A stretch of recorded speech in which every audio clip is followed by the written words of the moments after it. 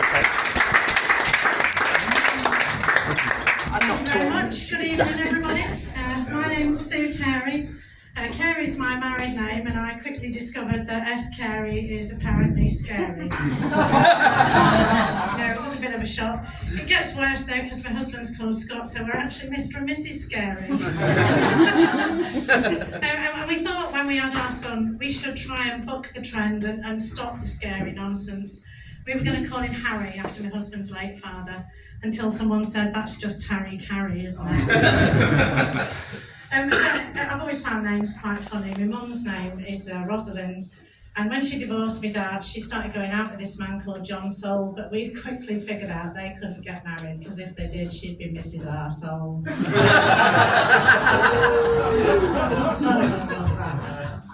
So years ago, I used to work for a cosmetic surgery company, and I used to manage their call centre. So we had a free phone number. We deal with rude parts of the body. You can kind of imagine some of the calls we used to get. And some of the calls were a lot more mundane.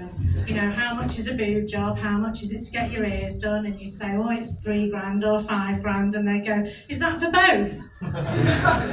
Yeah, love, we're having buy one, get one free this week. It's all right.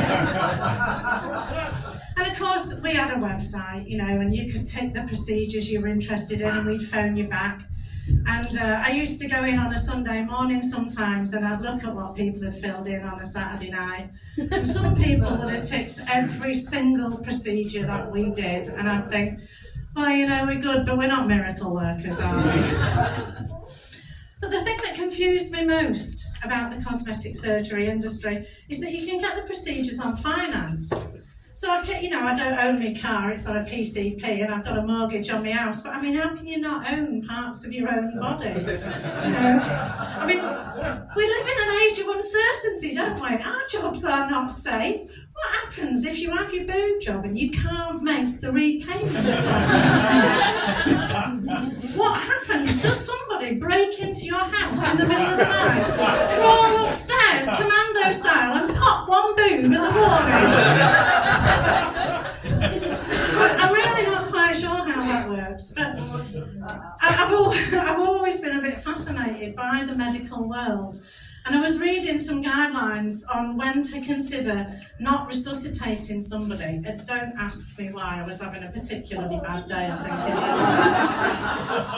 And I was absolutely amazed. Do you know what the number one situation to consider not resuscitating somebody is? Decapitation. Bloody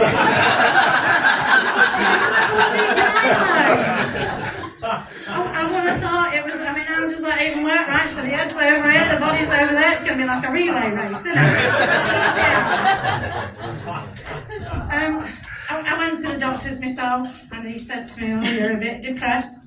And I thought, great, he's going to give me some great drugs so I can go home and have a good time. But he didn't, he gave me a leaflet. Because that's what our NHS has been reduced to these days, ladies and gentlemen. Give me a leaflet. So I thought, I'll take the leaflet, thank you. I read the leaflet, ways to combat depression. Number 1, do things you enjoy. For me, that's where I've been going wrong all this time. Number 2, make a list of all your friends. Well, thank you very much. I got to the second page of the leaflet, had a big table in there. You could fill it out, all these activities you could do to combat depression. And it started on a Monday and it ended on a Friday, 9 a.m. to 5 p.m. And I thought, that's why I'm depressed, I'm always at work in them times, aren't I? You know, it's a crazy world. I shout out to all the menopausal women who get brain fog.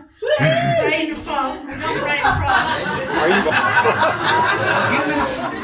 So when I first moved down to Taunton, I live in Taunton in Somerset now, you know, I'm an economic migrant from the north, I came for the work.